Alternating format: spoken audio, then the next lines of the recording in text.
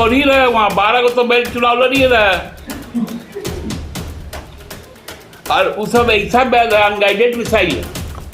आप किस बैल की बात? और लोकप्रिय और सर्वसुलभ जनप्रतिनिधि रहे रामदास दा को भी श्रद्धांजलि देना है, खासकर बांग्ला पर्यटकों के लिए, बंगाली पर्यटकों के लिए। हर साल लगभग 4 लाख की संख्या में आते हैं। हर मूलवासी आदिवासी मनसा पूजा भी करता है। वहां जो सांप्रदायिक विभाजन की कोशिश की गई, उसके खिलाफ ये जनादेश आएगा। और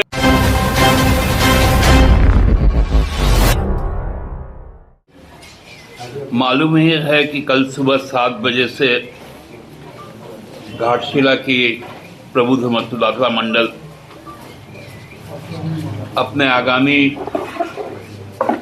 4 वर्षों के लिए अपने जनप्रतिनिधि का चुनाव करने जा रहे हैं।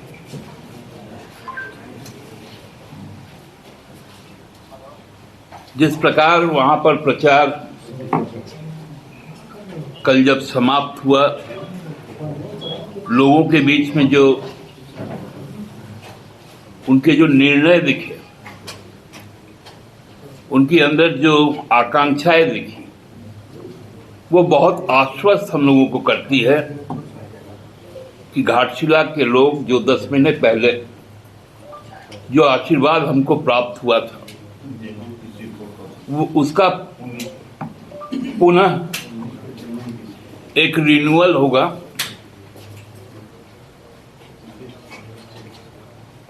और एक बड़े जनादेश के साथ हम लोग 14 तारीख को विजय का प्रमाण पत्र लेंगे। हमारे विपक्ष में जो भी लोग हैं, वहां पर 12 लोग और हैं, सभी हताश हैं, सब आपस में अब पश्चाताप कर रहे हैं कि वहां हम चुनाव क्यों लड़ने गए, खासकर भारतीय जनता पार्टी। क्योंकि घाटशिला के लोगों ने कई निर्णय लिए हैं। पहला निर्णय तो झारखंड राज्य के निर्माता, इस देश में आदिवासी, मूलवासी, शोषित, वंचित, मेहनत कर समाज के जो प्रतीक पुरुष थे, आदरणीय गुरुजी दिशम गुरु शिबू सोरेन जी के प्रति उनको श्रद्धांजलि देना है। उनके कर्मठ जनप्रतिनिधि और लोकप्रिय और सर्वसुलभ जनप्रतिनिधि रहे रामदास दा को भी श्रद्धांजलि देना है। ये उनका पहला निश्चय है। दूसरा निश्चय उनका है कि जिस प्रकार से घाटशिला विधानसभा क्षेत्र में शिक्षा को लेकर वहां पर काम शुरू हुआ है, पिछले सरकार से लेकर अब की सरकार तक, चाहे वहां पंडित रघुनाथ मुर्मू जनजातीय विश्वविद्यालय की स्थापना, वहां एक कॉम्प्रिहेंसिव इंजीनियरिंग कॉलेज जिसमें आईआईटी भी होगा, पॉलिटेक्निक भी होगा और बीटेक भी होगा, और सबसे ज्यादा चूंकि वो खनन का इलाका है, उसमें माइनिंग का भी कोर्स होगा, जो केवल यहां पर आईएसएम में होता है, धनबाद में बहुत कम जगह में माइनिंग का कोर्स है। वो घाटशिला के इंजीनियरिंग कॉलेज में भी होगा। वहां जिस प्रकार से विद्यालय को उत्क्रमित किया गया, उसके लिए भी घाटशिला वोट करेगा। तीसरा, रोजगार के लिए। घाटशिला अपने आप में प्राकृतिक छटाओं से भरा हुआ एक जगह है। वहां कई पर्यटन के स्थल हैं, खासकर बंगला पर्यटकों के लिए, बंगाली पर्यटकों के लिए, जो हर साल लगभग 4 लाख की संख्या में आते हैं। एक तो उनका एक सीधा आत्मीय संबंध महान साहित्यकार विभूति भूषण बंदोपाध्याय के साथ रहा, जिनका उपन्यास ओपुर संसार के ऊपर में महान निर्देशक परिचालक सत्यजीत रे ने चलचित्र बनाया, फिल्म बनाया और उसको ऑस्कर मिला। तो वहां जो पर्यटन के क्षेत्र में जो एक विशाल रोजगार का सृजन हुआ है, वो भी घाटशिला ने तय किया है कि झामुमो के साथ रहेंगे, क्योंकि पर्यटन इस सरकार का एक बड़ा फोकस में है। चौथा जो है वो है HCL का बंद होना। हम लोग सबको ही जानते हैं कि ICC जो बाद में HCL हुआ है, हिंदुस्तान कॉपर लिमिटेड, पहले इंडियन कॉपर कंपनी थी, वहां मोदी जी के 14 के आने के बाद उस कारखाने को जिस प्रकार से बंद कर दिया गया और वहां के जो ताम्र अयस्क है वो पूरा का पूरा निजी हाथ में बिरला कॉपर कंपनी को गुजरात को भेज दिया जाता है।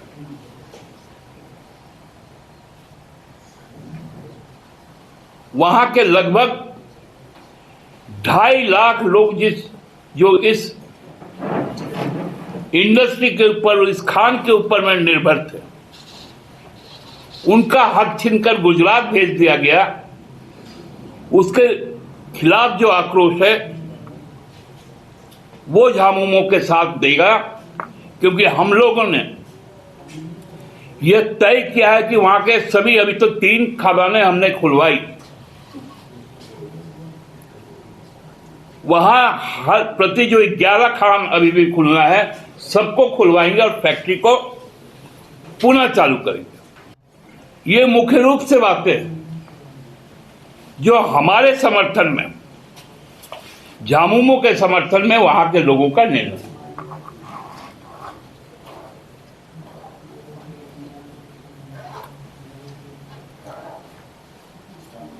अब वहां पर जो हमारे खासकर भारतीय जनता पार्टी के साथ के जो नेतागण,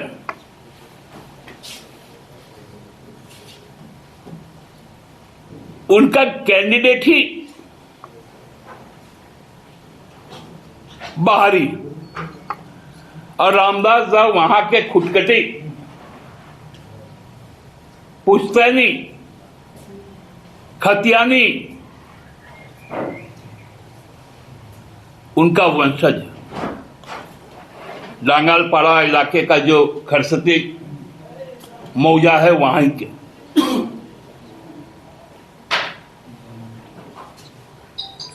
ये स्थानीयता,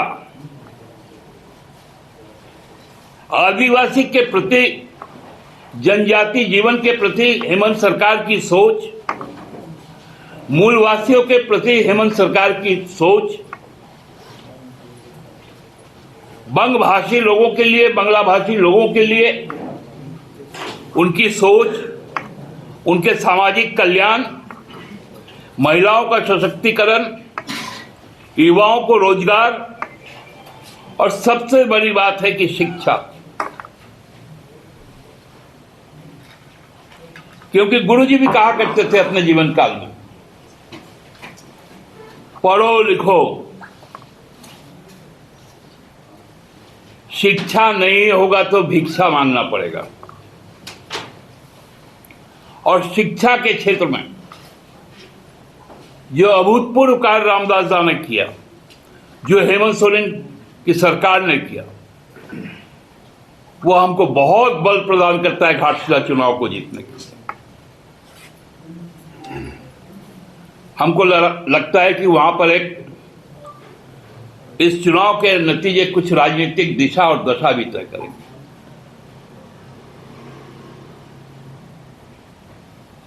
जो भ्रम की स्थिति वहां पर,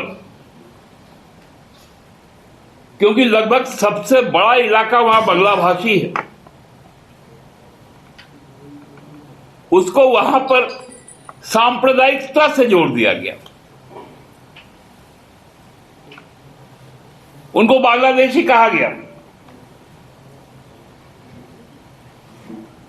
यही बात उन्होंने कहा था बहरागोड़ा में।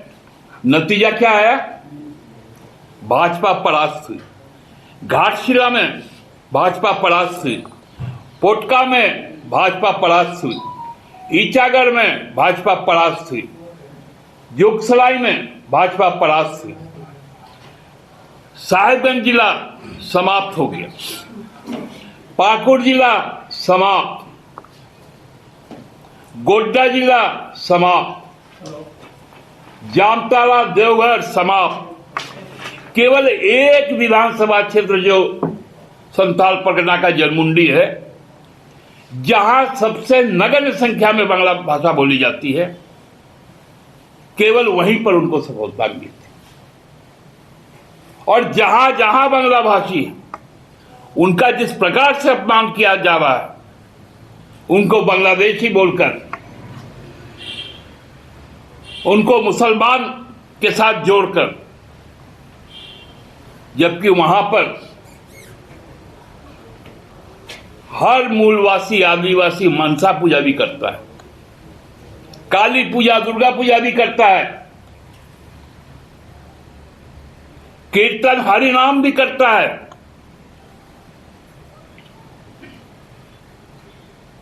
वहां जो सांप्रदायिक विभाजन की कोशिश की गई, उसके खिलाफ ये जनादेश आएगा और एक बड़ा जनादेश हम लोगों का होगा। मैं अंतिम रूप से फिर से घाटशिला के प्रबुद्ध मतदाताओं से अपील करता हूं कि भारतीय जनता पार्टी का जो ये भ्रम का जो चाल चरित्र और चेहरा है, वहां स्थानीय जो आतंक है, उसके खिलाफ ज्यादा से ज्यादा संख्या में घर से निकलकर वोट करें और सोमेश चंद्र सोरेन को अपने प्रतिनिधि के तौर पर रांची भेजे। घाटशिला अगले 4 साल में एक मॉडल विधानसभा क्षेत्र बनाने का काम हम लोग करेंगे। धन्यवाद। दादा, देखिए,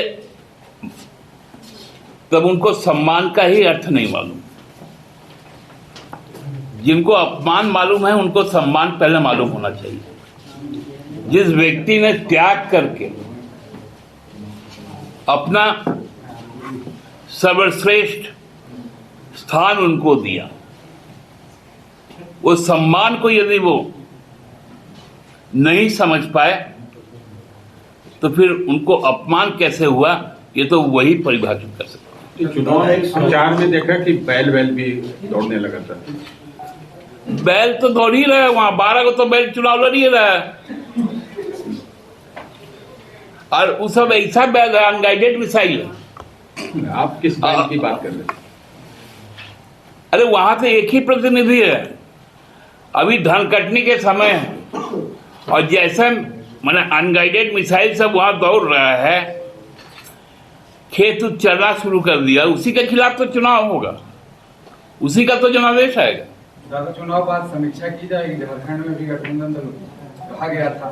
पहले तो चुनाव कल का हो जाने दीजिए, 14 को रिजल्ट आ जाने दीजिए। बंधु, हम गुंगा नहीं हो जाएंगे। हम भाजपा के लोग नहीं हैं कि हम निरुत्तरित होते हैं और आंख से पानी गिरता है। हम संघर्ष के लोग हैं और संघर्ष के दौरान आंसू नहीं गिराया जाता। आपने सुना होगा हेमंत सोरेन जी का भाषण विधानसभा में, कि मेरे आंख से आंसू नहीं गिरेंगे। हम आंसू को बचा के रखते हैं। हम आंसू पोंछने वाले लोग हैं, आंसू गिराने वाले लोग नहीं।